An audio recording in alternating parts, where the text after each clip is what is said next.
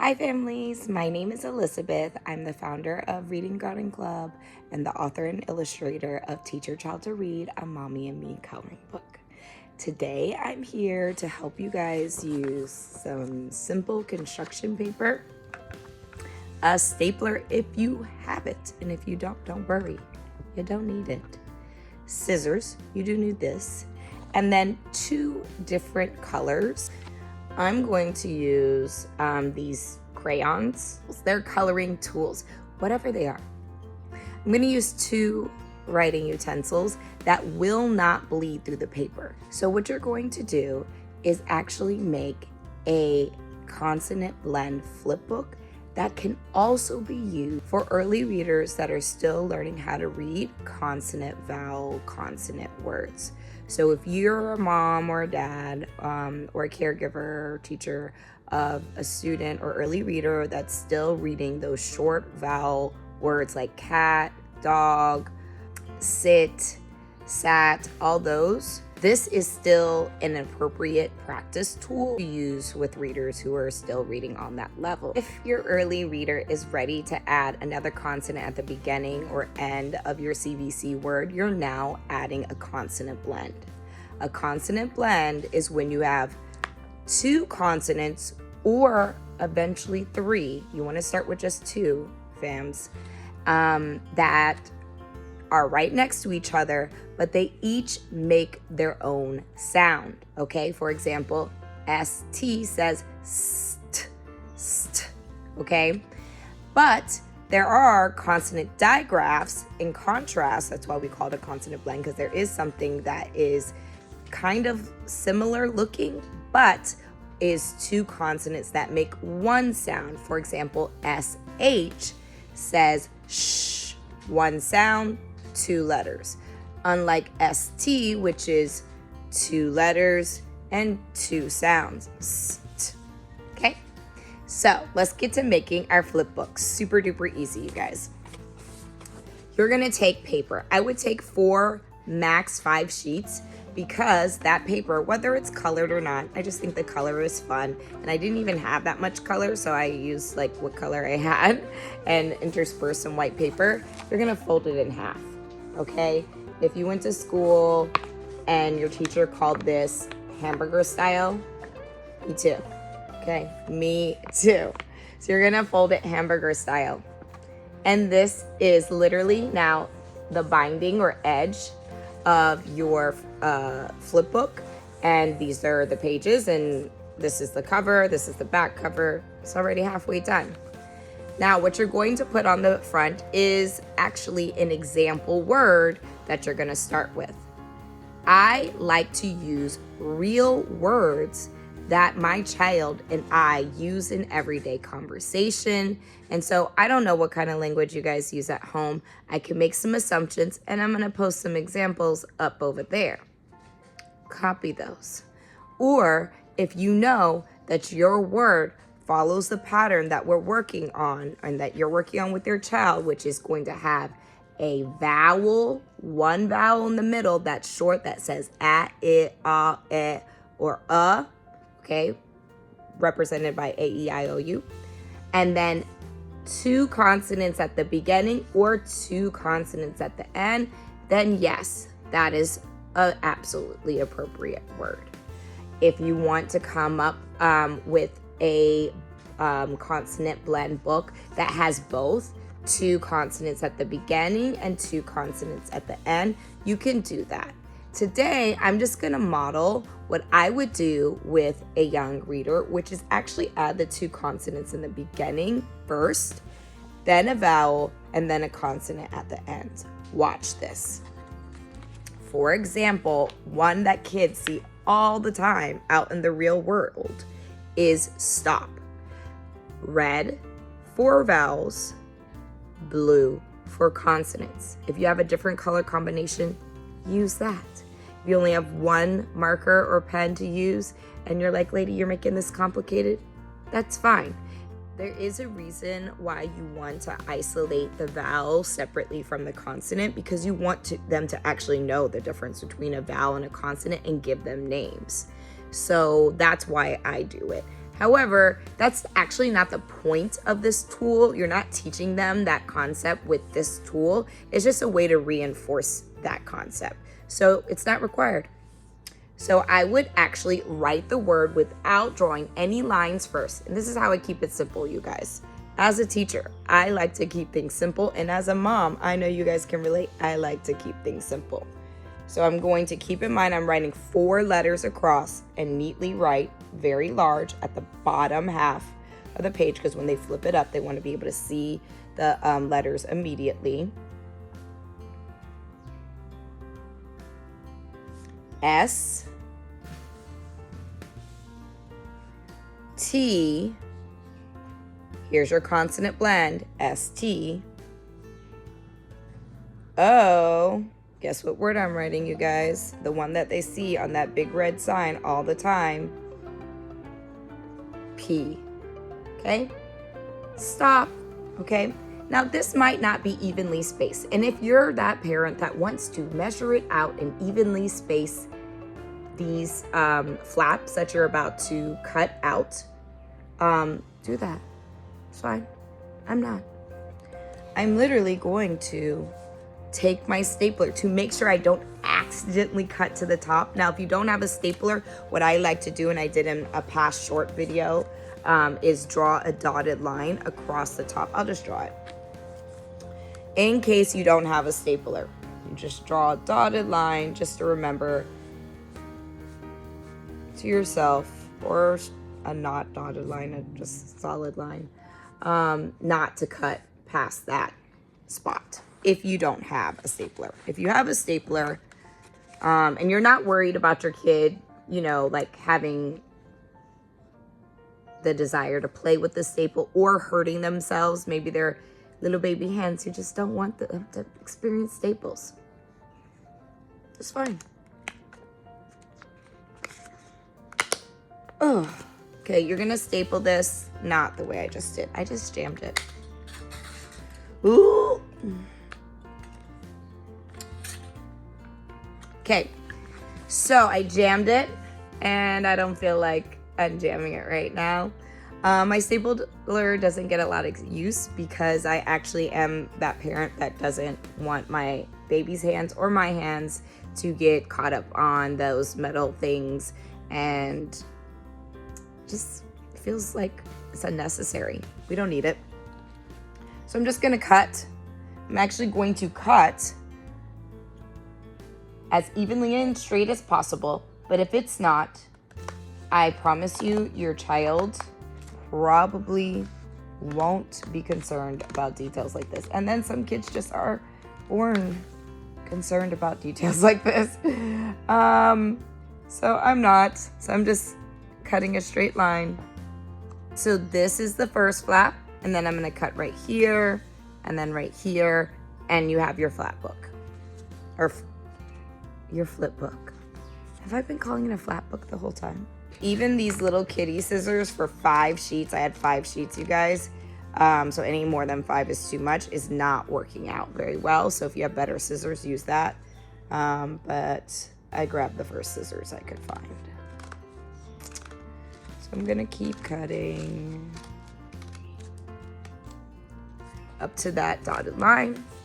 And now I have a flip book. Yay. So now I'm gonna go through familiar words that start with 2 consonants and add them to the flip book.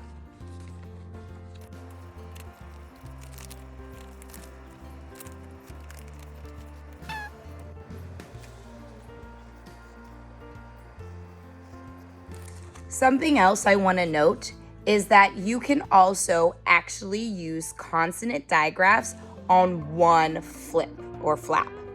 The reason why is because, like I mentioned earlier, consonant digraphs make one sound. So for example, this word's going to be clock, has a CK at the end, and that k is spelled with 2 letters, but it makes one sound.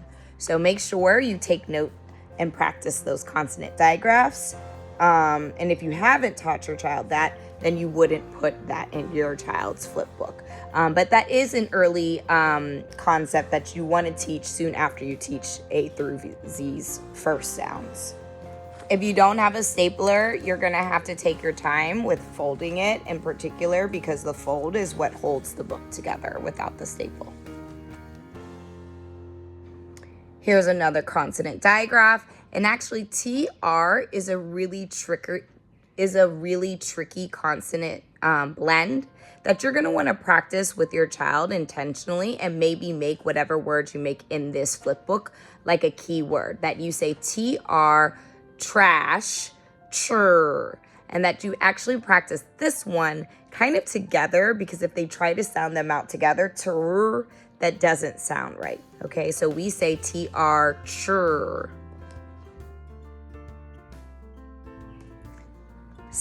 Snack, another consonant digraph. I'm also trying to make sure that I vary up the consonant blend at the beginning, and I definitely want to make sure I'm varying up the vowels as well, so they get as much practice with different vowels. So I already have 2 A's, an O, and another O. So I need to make sure I include an E, an I, and a U in the next few words. And this is just how I make my materials. I'm not following like a specific curriculum, even when I work with my students with dyslexia, because when I make materials like this, I do follow a specific curriculum actually with my students with dyslexia. But when I make materials like this, I'm thinking about the child that I'm teaching. This is a personalized material already. I'm making it for them. I may be choosing their favorite colors. Like for my child, I would have chosen purple and pink because those are her colors. While for another child that doesn't like pink, I would never use pink or red if they don't like that color. I had a kid who loved red, so maybe I would have a light red and a dark red, or a bolded vowel that's underlined, so that he can have his color that he liked, or box it in some way, reinforce the things that I know that particular early reader needs to know as I choose these words. But we definitely want to have all the short vowel sounds in your flip book by the end. My example words cover all that. This is just like I'm thinking about my child. This word has the bonus letter rule, or what is also called the floss rule. When we have an F, L, or S at the end of a word, you're going a one syllable word with one vowel, which all of these words will be, you're going to double the F, S, or L, and sometimes Z at the end. And so again, I'm choosing words that are familiar to my child and meaningful. She loves wearing dresses. And I know that DR is also a tricky consonant blend, just like TR. And I'm going to want to practice this one together. DR, dress, dr. And this would be her key word for DR. And I know she needs to maybe practice the bonus letter rule and remember that it's a spelling rule. You double the S, but you only make one S sound. You're not going to go dr, s. No, that's not it. That's not how we say it. We say dress, right? And you don't stretch the S out. I had a few kids who've done that. They're like, dress. You can hear it, right? And I'm like, here's my I word. And now I need to make sure I have a U. And then after that, I'm making sure I just have variety of consonant blends. And that I've hit the tricky ones, TR and DR in particular. Sometimes ST can be difficult for a young mouth to form. I've noticed, I'm not a speech language pathologist, you guys, but I've just noticed, like, I don't know, they seem to have trouble with this ST a lot. So that might be tricky too, and you might want to give them a keyword for that. My short U word. Trying to vary up the consonant blends now. And then to include my child, I would ask them to come up with their own word, and that actually will help them also notice the kind of pattern you're doing. And the way you do this is you ask them to give you a vowel, a consonant, And then you can come up with a consonant blend that matches that vowel and consonant to make a real word, or just make a fake word, but make sure that the consonant blend in the beginning that you're adding on to the word you guys are making up together actually makes a word or a consonant blend that makes sense. So for example, we're not going to put T before S. So that's not a common consonant blend that is in our English language. I'm not saying there might not be a word that starts with a T and S. Don't comment below with that. I don't care. But common consonant blends do not start with TS, they're ST. So you, parent, are going to help them with that consonant blend, but they definitely probably should be able to come up with any vowel and any consonant to make up with a word that they can sound out, even if it's a fake word.